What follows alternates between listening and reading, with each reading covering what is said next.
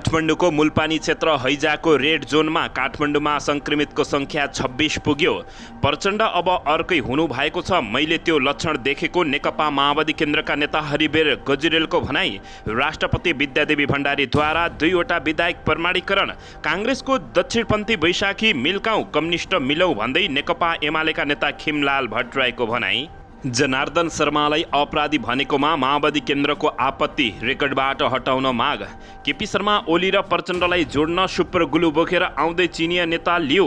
माओवादीले अन्तर्घात गरेको रिपोर्ट 15 दिनभित्र तयार गरी कारबाही गर्ने। माओवादीमा महाभारत महाधिवेशन भएको 7 महिनासम्म पनि छानिएनन् पदाधिकारी। गठबन्धन टुटाउन ठूलो खेल भइरहेको छ, काङ्ग्रेसका उपसभापति पूर्णबहादुर खड्काको भनाई। जापानका पूर्व प्रधानमन्त्री ओबामेमाथि गोली प्रहार।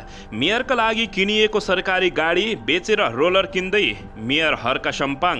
कानुनमा पीएचडी गरेका ज्ञान बस्नेतले काठमाडौँको क्षेत्र नम्बर 9बाट स्वतन्त्र उम्मेदवारी दिने। प्रधानमन्त्री पुत्र पुस्न सेनेटरी प्याडमा कर छुट, नेपाली उद्योग धराशायी भएको गुनासो। जनार्दन शर्मामाथि चर्को आलोचना।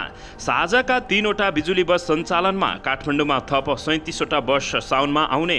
एमालेका केन्द्रीय विभागका प्रमुख उपप्रमुख र सचिवहरूको बैठक सुरु।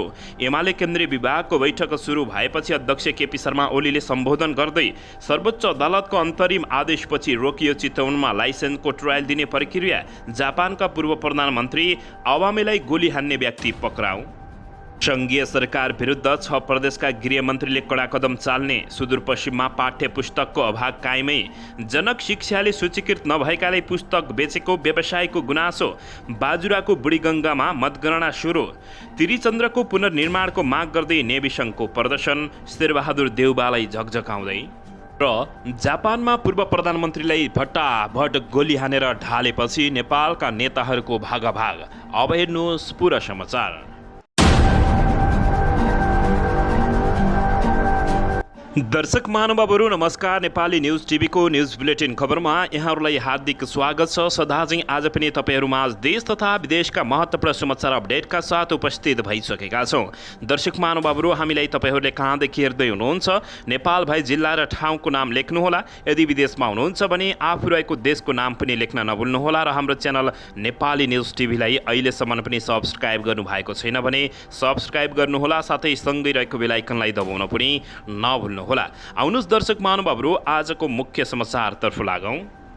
दर्शकबिन प्रधानमन्त्री शेरबहादुर देउबा पुत्र जयवीर सिंह देउबाको कम्पनीलाई फाइदा पुग्ने गरी सरकारले कर छुटको नीति लिएको खुलासा भएको छ। विदेशबाट आयात हुने प्याडमा भन्सार घटाएपछि स्वदेशी उद्योग धराशायी हुने भन्दै विरोध जनाएपछि सरकारले बजेट मार्फत नै भन्सार घटाउने निर्णय गरेको थियो।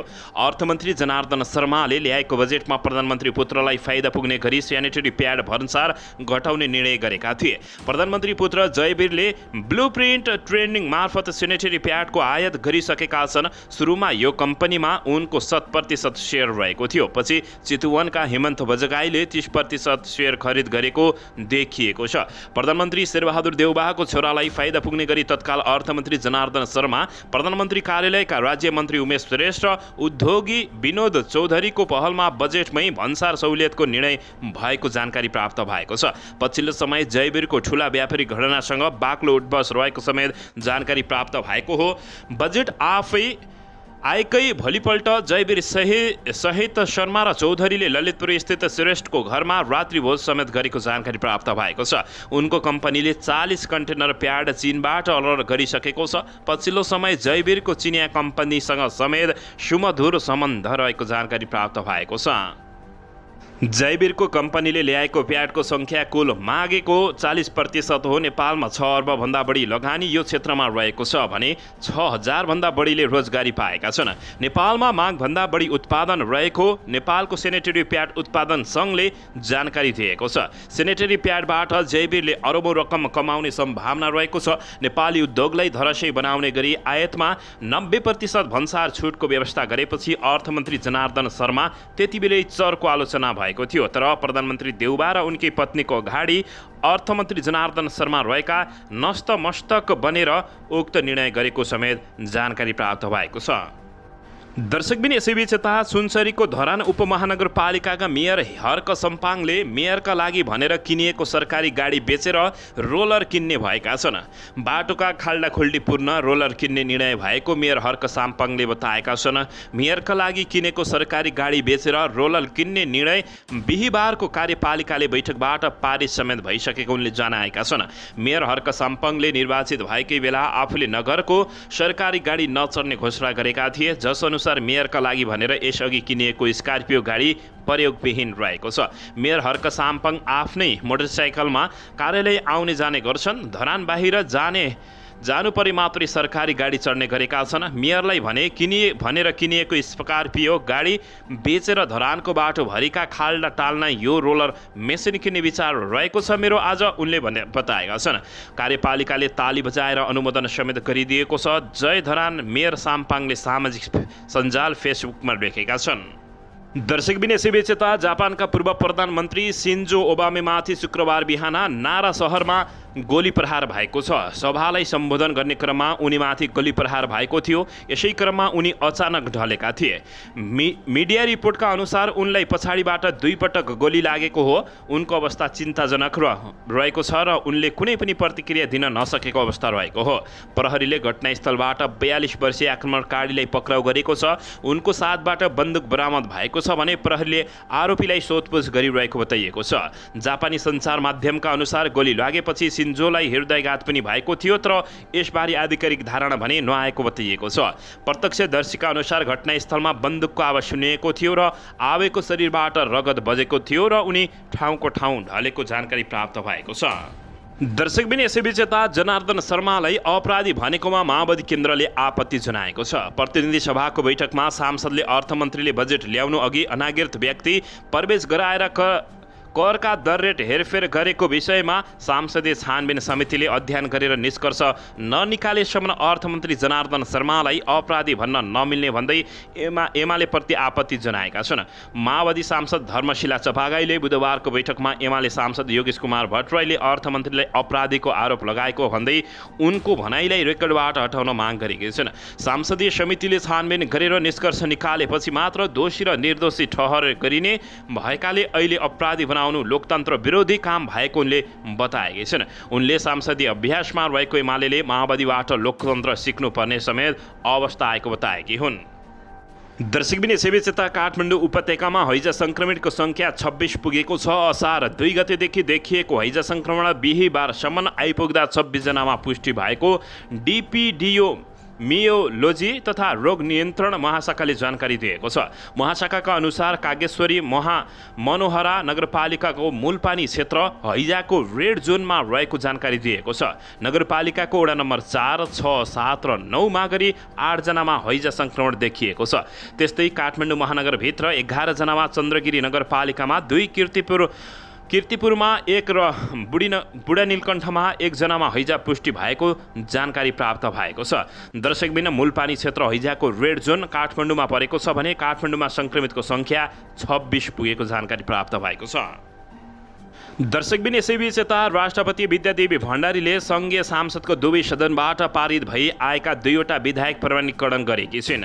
राष्ट्रपति विद्यादेवी भण्डारीले सांसदबाट पारित भई आएका बिरुवा संरक्षण ऐन 2074लाई संशोधन गर्न बनेको विधायक र बिउ बिजन ऐन 2045लाई संशोधन गर्न बनेको विधायक नेपालको संविधानको धारा 113 को उपधारा 2 बमोजिम प्रमाणीकरण गरेको राष्ट्रपति कार्यालयले जानकारी दिएको छ।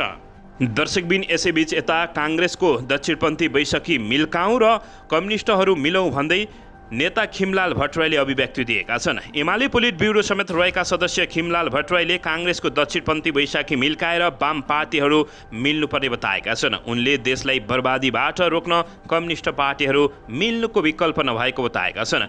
राष्ट्रिय सभाका प्रमुख सचेतक समेत रहेका र एमाले अध्यक्ष केपी शर्मा ओली निकट मानिएका भट्टराईले शुक्रबार सामाजिक सञ्जाल फेसबुकमा भनेका छन्, काङ्ग्रेसको दक्षिणपन्थी बैशाखी मिल्क्याउँ, नेपालका हामी कम्युनिस्टहरूले सोच्ने बेला आएन र जनता कम्युनिस्ट मिलेको हेर्न चाहन्छन् भनेर अभिव्यक्ति दिएका छन्। उनले कम्युनिस्टहरू नमिल्दा काङ्ग्रेसले फाइदा लिने भन्दै यसो हुँदा देशमा संविधानको सही कार्यान्वयन नहुने, विकास र समृद्ध राष्ट्रिय स्वाधीनताको रक्षा र प्रबन्धन पनि नहुने भन्दै देशको अवस्था झनै बर्बादीतिर जाने उनले उल्लेख गरेका छन्। दर्शकबिन यसैबीच यता बाजुराको बुढीगङ्गा नगरपालिकामा बिहिबार सम्पन्न भएको पालिका चुनावको मतगणना सुरु भएको छ। शुक्रबार बिहान 8 बजेदेखि नै मतगणना सुरु गर्ने भनिए पनि ढिलाइ गरी सुरु भएको हो। शान्तिपूर्ण रूपमा मतगणना भइरहेको निर्वाचन अधिकृत लक्ष्मण कडायलले जानकारी दिएका छन्। बुढीगङ्गामा 13,659 जना मतदाता मध्ये 9,128 अर्थात् 66.83% मतदान भएको थियो। बुढीगङ्गामा गएको वैशाख 30 गते नै पालिका चुनाव भए पनि बुथ कब्जा भएको भन्दै विरोध भएपछि निर्वाचन आयोगले बिहिबार पुनः चुनाव गरेको हो। बुढीगङ्गाको मेयरमा काङ्ग्रेसबाट रङ्गबहादुर खाती र एमालेबाट रामबहादुर बानियाले उम्मेदवारी दिएका छन्।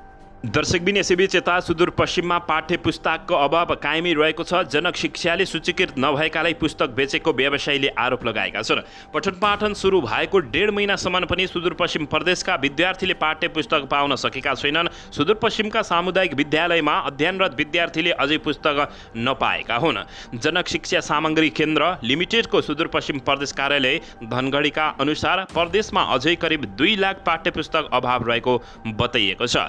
कार्यालयका प्रमुख ध्रुवराज पन्तले कक्षा 6 र 8 को पाठ्य पुस्तकको बढी अभाव रहेको बताएका छन्। हालसम्म प्रदेशभरि 20 लाख थान पुस्तक वितरण गरिसकिएको उनले जानकारी दिएका छन्। कतिपय व्यवसायीले आवश्यकता भन्दा बढी पुस्तक लगेकाले पनि अभाव बढी देखिएको उनले दावी गरेका छन्। दर्शकबिन यसैबीच यता सङ्घीय सरकार विरुद्ध 6 प्रदेशका गृहमन्त्रीले कडा कदम चाल्ने बताएका छन्। प्रहरी समायोजन ऐन कार्यान्वयन नगरेको भन्दै सङ्घीय सरकार विरुद्ध 6वटा प्रदेशका आन्तरिक मामिला तथा गृहमन्त्रीले संयुक्त रूपमा कडा कदम चाल्ने चेतावनी दिएका छन्। बिहिबार जनकपुरमा मध्य प्रदेश सरकारको गृह तथा सञ्चार मन्त्रालयले आयोजना गरेको शान्ति सुरक्षा तथा विपद व्यवस्थापन सम्बन्धी अन्तर्प्रदेश अनुभव आदान प्रदान कार्यक्रममा मन्त्रीहरूले यस्तो घोषणा गरेका हुन्।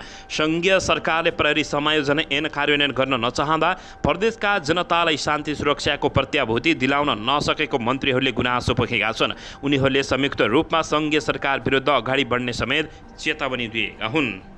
दर्शकबिन यसैबीच यता चितवनबाट सवारी चालक अनुमति पत्र लाइसेन्स वितरण सम्बन्धी हाल भइरहेको काम तत्कालका लागि रोकिएका छन्। सर्वोच्च अदालतले यही असार 21 गते लाइसेन्स वितरण सम्बन्धी प्रक्रियाका काम तत्काल कार्यान्वयन नगर्न अन्तरिम आदेश जारी गरेपछि सो सम्बन्धी काम रोकिएका हुन्। न्यायाधीश नकुल सुवेदीको एकल इजलासले जारी गरेको उक्त आदेशमा भनिएको छ, सवारी चालक प्रशिक्षण केन्द्र निर्देशिका 2064 को व्यवस्था अनुकूल समेत देखिन नआएको र सार्वजनिक खरिद ऐन 2063 को दफा 9 र 10 समेतको प्रतिकूल हुने देखिएकाले प्रस्तुत रिट निवेदकको अन्तिम किनारा नलागेसम्म विपक्षी यातायात व्यवस्था सेवा कार्यालयद्वारा यस सम्बन्धमा जारी भएको मितिमा यस्तो बताइएको जानकारी प्राप्त भएको छ। दर्शकबिन यसैबीच यता कानुनमा पीएचडी गरेका ज्ञान बस्नेतले काठमाडौँको क्षेत्र नम्बर 9बाट स्वतन्त्र उम्मेदवारी दिने घोषणा गरेका छन्। डाक्टर ज्ञान बस्नेतले काठमाडौँ क्षेत्र नम्बर 9बाट स्वतन्त्र उम्मेदवारी दिने घोषणा गरेका हुन्। बेलायतबाट कानुन विद्याविधि गरेर उनले प्रतिनिधि सभातर्फ स्वतन्त्र उम्मेदवार भन्ने घोषणा गरेका हुन्। बस्नेतले संस्कारको राजनीतिको वकालत र सूत्रपातका लागि आफूले उम्मेदवार बन्ने निर्णय गरेको समेत बताएका छन्। उक्त क्षेत्रबाट अघिल्लो निर्वाचनमा नेकपा एमालेका कृष्ण गोपाल श्रेष्ठ निर्वाचित भएका थिए। उनले नेपाली काङ्ग्रेसका ध्यान गोविन्द रञ्जितलाई पराजित गर्दै विजय बनेका थिए। पछिल्लो समय देशैभर स्वतन्त्र उम्मेदवारी घोषणा गर्नेको लहर नै चलेको छ। यसैबीच हालै स्वतन्त्र उम्मेदवार अभियन्ताहरूले काठमाडौँमा विशेष भेला आयोजना गरेका थिए भने सञ्चारकर्म छाडेर रवि लामिछानेको नेतृत्वमा राष्ट्रिय स्वतन्त्र पार्टी नामको दल निर्वाचन आयोगमा दर्ता भइसकेको छ।